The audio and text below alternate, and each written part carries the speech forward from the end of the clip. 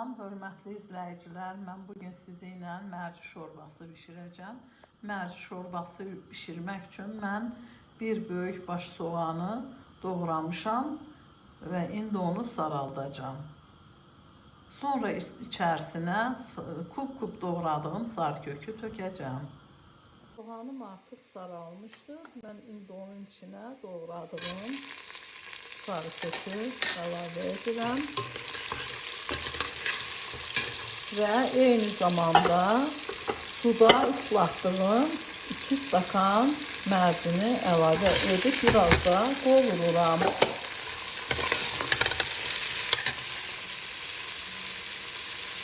Artıq qovrulmuşdur. İndi mən onun üzərinə biraz qara istiyor, biraz pul biber, duz və üzərinə çıxana qədər su tökərək qoyuram ki, mərci yaxşı pişsin. Mərcimiz artıq pişmişdir. Mən indi onu blenderdan keçirdirəm. Mərcini blenderdan keçirdim. İndi isə qazana bir qaşıq yağ, bir qaşıq tomat və biraz sarkök tökərək yaxşı qarışdırıb üzərinə su tökürəm. İndi isə hazırladığım qarışımı mərcinin üzərinə tökürəm və yaxşı qarışdırıram.